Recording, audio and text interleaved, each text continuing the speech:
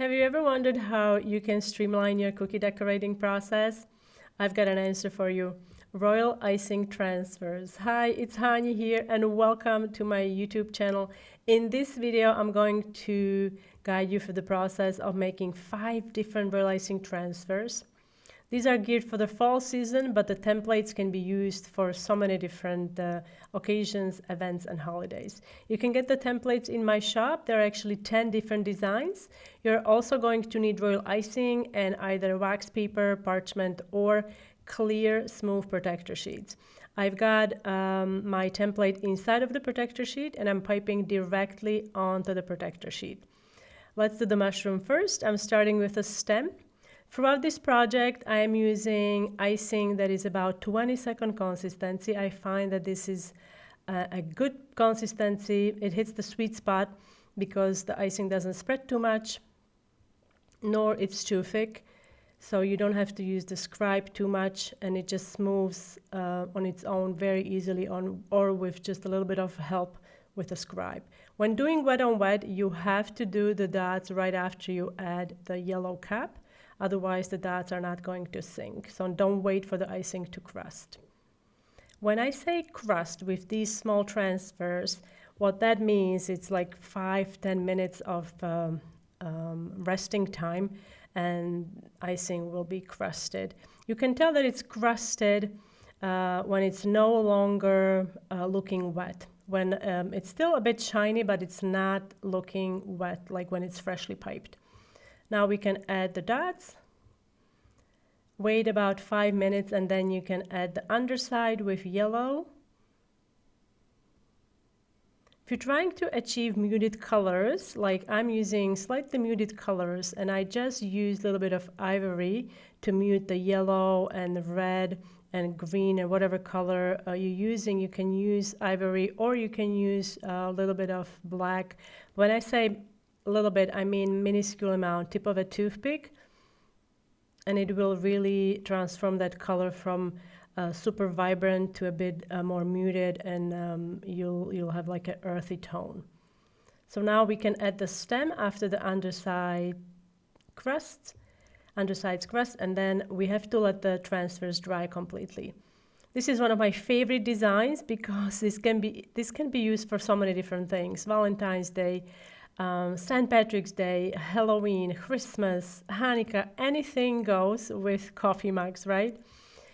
And this design has a handle, so it's really up to you. If you want to add the handle, fine. If you don't want to add the handle, you can skip the handle. I'm going to be doing several different colors just to show you different ideas on how you can decorate these. And if you want to skip the whipped cream on the top, you can also do that. Looking at these right now, these could also be used as small flower pots. Once the main area crusts, we can add the handle. And I'm also using that 20-second consistency royal icing here. Ideally, when making transfers like this, you want to make these ahead of time. I know perhaps you don't have a lot of time on your hands at this moment, but it really pays off to make these ahead of time and store them in an airtight container away from direct sunlight and moisture. Here I've got some black airbrush food coloring, and I'm just going to splatter these. So I dipped my food-only paintbrush in the paint, and then I'm running a scribe tool through the bristles, and you can splatter the icing. This is such a fun technique. If you haven't tried it, give it a try. You are going to love it. You can also use it on decorated cookies. It's best when icing is either fully crusted or dry when you do this technique. Now we can do the rim. For the rim, you can pipe a rim with a fine line like this, or if you'd like to have like a slightly bulkier line, you can also do that. I actually prefer the bulkier line, and so I ended up going over the fine line, adding this nice thick rim on the top. And now we can add the whipped cream. Since we're doing the fall, I decided to add some fall spice. And I love cinnamon. It's my favorite spice. And all you have to do is dip dry food only paintbrush in cinnamon and just sprinkle some of this onto the whipped cream. When doing the whipped cream, I highly suggest that you use thicker icing, like piping consistency or even slightly thicker. That way you will get a nice texture in there and it will look like whipped cream.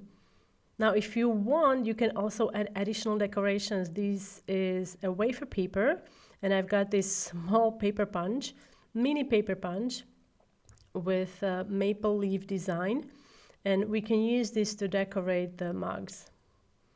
Now, if you don't have these, it's no worry, you don't have to use it. You can use sprinkles. Sprinkles come in a variety of different shapes, and you can just attach them onto the mug. Or you can leave them as they are. Again, reminder, before you attempt to remove these from the acetate, let the transfers dry for 8 to 12 hours at least, and preferably for 24 hours if you have time. Now let's do a different variation of a coffee mug. This is a paper cup, right? So I'm using also different colors for this. Starting with orange. This is muted orange. You can tell it's not that bright, so I added a little bit of ivory to it. If you don't have ivory, you can play with just a touch of brown. When you add brown, I highly recommend that you add brown icing, not brown food coloring, if you can. So I would add a little bit of brown that I'm using here into my bright orange, and it will mute that orange a little bit, it will make it a bit more earth toned.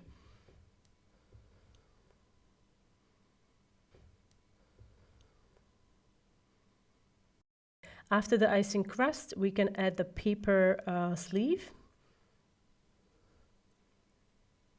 You can tell that the icing is crusted because the sleeve icing is not sinking into the orange layer.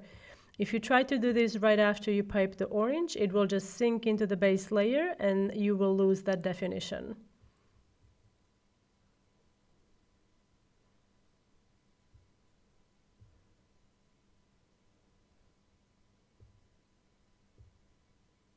All right, let's do the white one.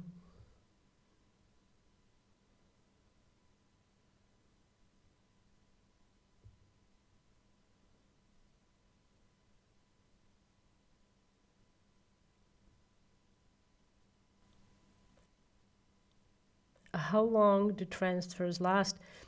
Now, to be honest, I've had some transfers for years. I know, you heard right, years. If you store them properly, they will last for a long time. Now, when you're making the lid, I will show you two options. This is a more complicated option following the outline here. So we have like two levels, but it gives it a really kind of like realistic look. And you want to use, again, about 20-second consistency royal icing. Make sure that the opening on your piping bag, if you're using tipless piping bags, it's small. You don't want to have a big opening because then more icing is going to come out. Here's the second option. You can skip the level and just do a line like on a diagonal,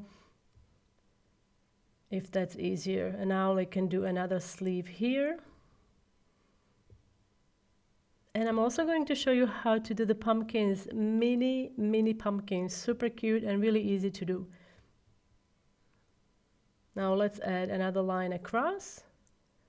You need to wait for the lid to crust and then you can add these lines, otherwise again they will sink into the base layer. Now to make the pumpkins, I'm piping two kind of like teardrop shapes, curved teardrop shapes in the middle, letting those crust, and then we can pipe another kind of an oval shape in the middle, and that will make up a pumpkin. Cute little pumpkin.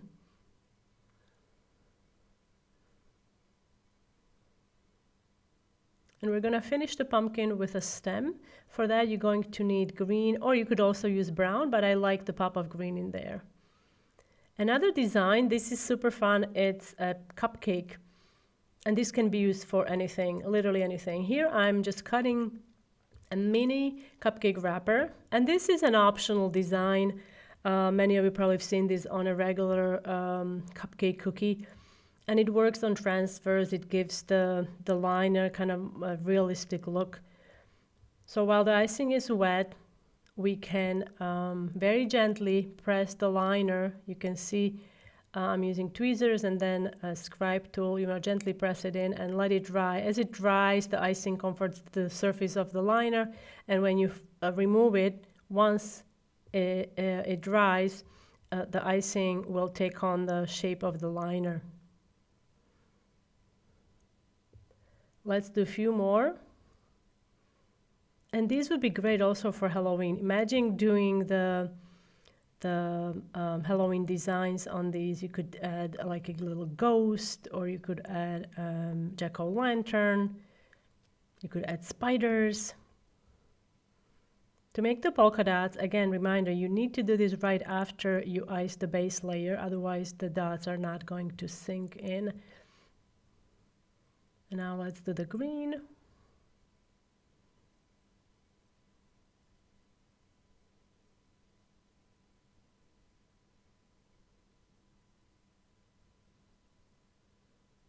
And cupcakes are also great for birthdays, right? So there are so many different uses for these. Now, once the base layer is crusted, we can add the liner detail. And for this, I'm outlining first, and then we're gonna add lines across, piping from the bottom to the top.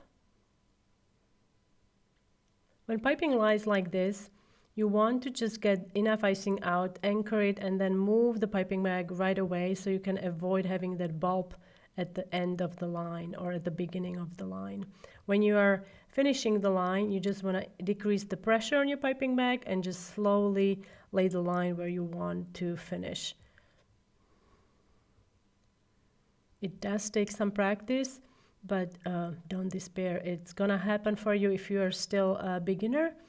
Just practice, and you will finally kind of realize what you need to do, and it will become easier. You just need to practice, that's all. And now we can add the swirl. For this, again, I'm using thicker icing. Use icing that is piping consistency or even slightly thicker, so you get that nice swirl in there. And the opening of my piping bag is slightly larger. Now add the cinnamon. Now I'm switching to the white.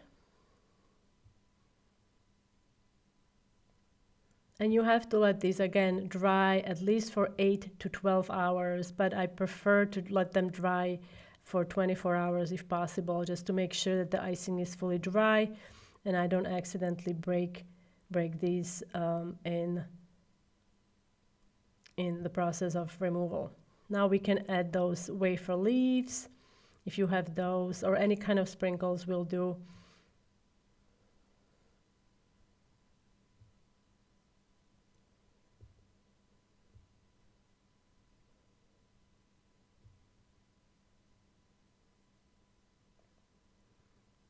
And now we can do the acorn. For the acorn, I'm starting with the bottom section first. And I'm using this nice green color. I'm going to add wet on wet polka dots. I'm adding 2 larger dots and 1 small dot. Now the stem is totally optional because it is prone to breaking if you plan on storing these. If you plan on using these within the days of making, then it's fine. But if you plan on storing these, I find that the stem can break off easily. So after you pipe the stem, let it crust, and then you can pipe the cap. I'm using several different colors just to make the things a bit more interesting. And then we have to let that dry completely. To remove this, you can use a small palette knife and just run it underneath of your transfers. Look how cute these are. That's the texture from the liner. You have to remove the liner and then do the swirl. And here are the paper coffee mugs. These are so adorable. I did the paper sleeve with a marker there also. You can do that. I love the pumpkin ones. Those are my favorite. And this is how you can store them in small containers like this, lined with a food wrap that's going to kind of work like a cushion. And here they are. So it wasn't that hard, was it? And you can get the templates for this project in my shop. Link is in the description box. And an ultimate guide to royal icing transfers is on my blog, where you can learn how to make a variety of different transfers. And I will see you next time. Thanks so much for watching.